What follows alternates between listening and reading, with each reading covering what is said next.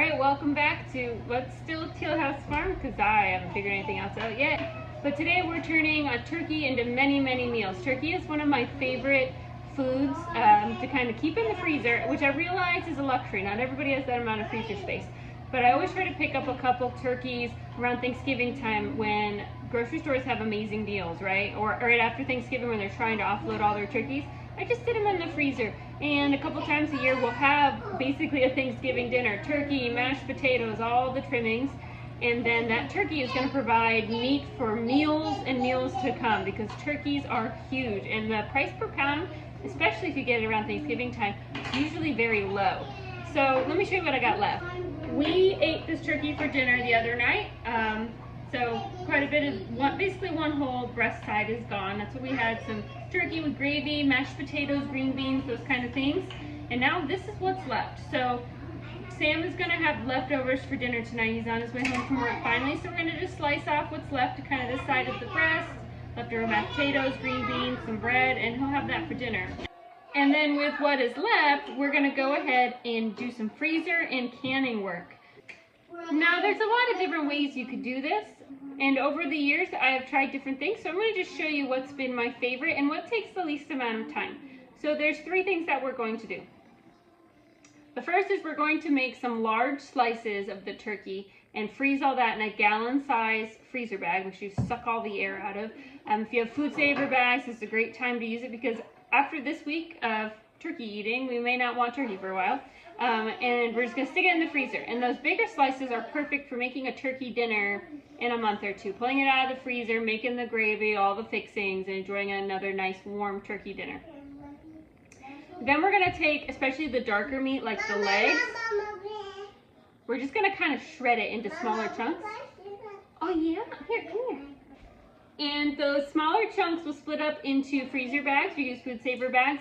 In about 2 to 3 cup portions, and that is perfect for making like chicken and dumplings or chicken pot pie, but with turkey. And then if we still have something left after making 2 or 3 of those freezer bags of the chicken and dumplings bags, we'll make some 1 cup bags, which are great for dinners for just 1 or 2 people, making wraps, making a real simple turkey and vegetable soup. Yeah.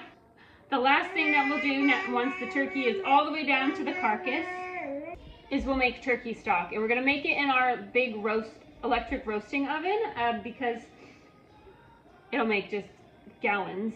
And I find it's a real easy way to make stock without heating up the whole house. I feel like a big stock pot is going to let off a lot of steam, even with the lid on and running. This is a propane, this is a gas stove now that we have here, which is going to be amazing for canning.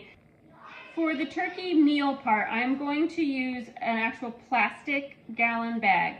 I have several brands of the reusable baggies that are reusable versions of the plastic bag. And one thing I have found with them is it's really hard to squeeze all the air out of the big ones. The little ones, there's just not as much air that can hide in them, but in the big ones, it's really hard.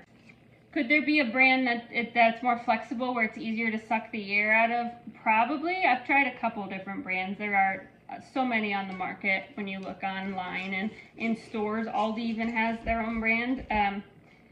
So maybe I haven't met the right brand, but I found that the gallon bags, it just creates freezer burn problems in the freezer. And so we're going to use plastic bags for this large part. 1 pack ready to just go in the freezer with the air squeezed out of it. Now we're going to make our little individual packs of the 2 cups, and we'll see how much we get, which always surprises me how much is actually on here, because right now looking at it, I'd be like, oh, we might get 2 bags, but we'll see what we actually end up with. Okay, we got 3 2-cup bags, 2 single bags, and then I still have some meat on this carcass. I am not canning tonight, it's way too late, so we're just going to cover this up, put it back in the fridge, and tomorrow we will come start our broth. And then there'll be quite a bit of meat that'll still fall off, that's hard to pull off now, or probably not hard, but I'm just tired and lazy. And we'll grab it when we strain the broth, and that we'll use almost immediately to make a chicken and dumplings meal. If not tomorrow night, then the next night. And then that'll help us not have wasted anything. So let's fast forward to tomorrow so we can get some broth made.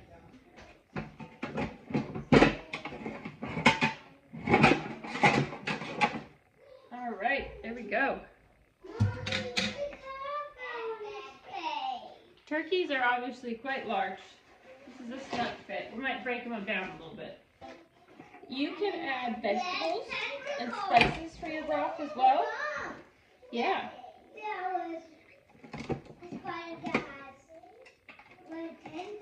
But I am not going to do that today. I'm just going to do a straight turkey broth with just the turkey carcass.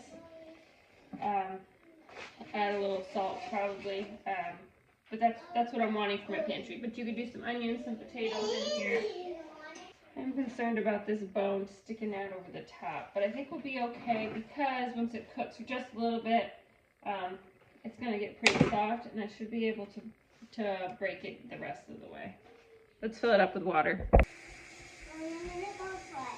Okay. I'm gonna cook it kind of low, so like 275 for several hours. And in about an hour we're gonna come back and we should be able to break that last bone that was kind of popping out over the top. It should be nice and soft, and that'll let us break it down, and that way everything is submerged for making the broth. Okay, turkey has been going for hours. I just like to simmer it for a long time, get all that flavor in there. Wow, look at all that steam. I did not mean to do that. All right, let me show you as the steam evaporates. Now, because I didn't skin all the skin off, you end up with a lot of fat. If it's not excessive, I just can it with a little bit of fat in there. It's not a big deal, but this is obviously a lot. And so I'm actually going to cool this off so that we can pop the fat off the top and we can save the fat for cooking. It's an unrefined version of schmaltz. It's really great for roasting vegetables. And so first thing we're going to do is get this chicken carcass out of here. And then we're going to send it through a strainer to get any chicken pieces out of here that we'll save for making, I keep saying chicken, it's turkey, you know what I mean.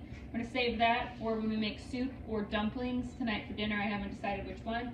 And then we're going to let the rest of this turkey broth cool off so we can pull the fat off the top real easy. The hardest step is the first one, which is getting the whole carcass or the big pieces out. This is obviously super hot.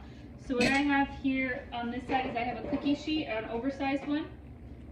And we're going to take some tongs.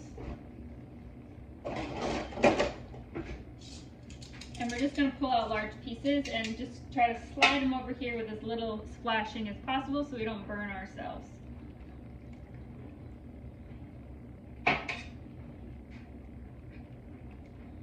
Since it's been boiling for so long, it kind of falls apart when you pull. You see there's still a ton of meat on this chicken. Turkey. I'm never going to say it right. You're just going to have to insert turkey everywhere I talk in this video, because I'm not going back and re-recording everything. And then we're just going to let it sit on this cookie sheet for a good 20-30 minutes so that it's cool enough to pull off the meat pieces. Alright, I'm just going to run a metal strainer through here, get any pieces that we missed.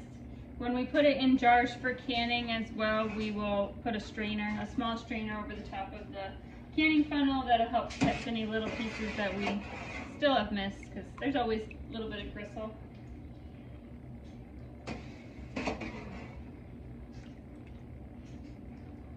Alright, now for the broth, I'm going to let it sit for just a little bit, maybe 15 minutes, so it's just not quite so hot before I move it to a container that I can easily put it in the fridge. And I'm going to let it cool completely in the refrigerator so that we can pop this fat layer off the top.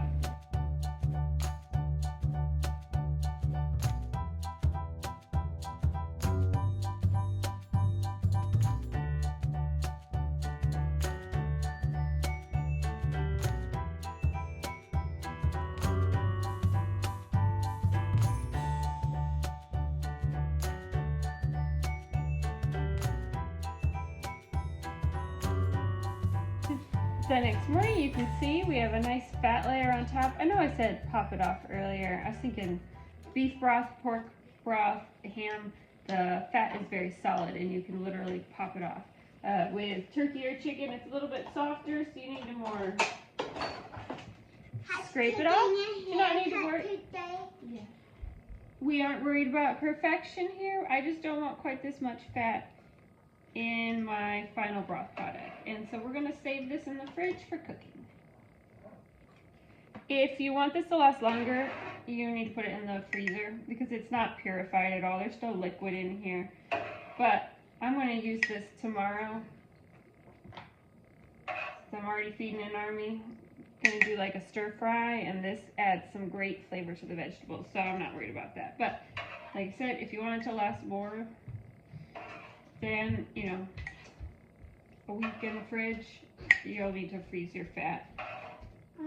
Or you'll need to purify it by boiling out all the moisture, which this isn't really enough to be worth my time to do all that work.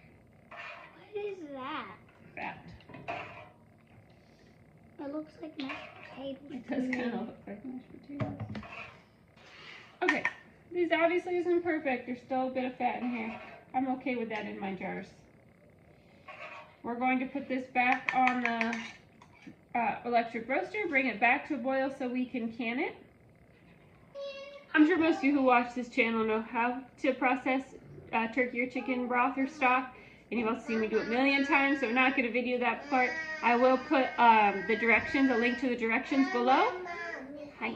If you want to check your timing, but we're going to go ahead and end the video here because I'm sure most of you already know how to do this. Thank you so much for watching. Loudmouth and I both say have a great day.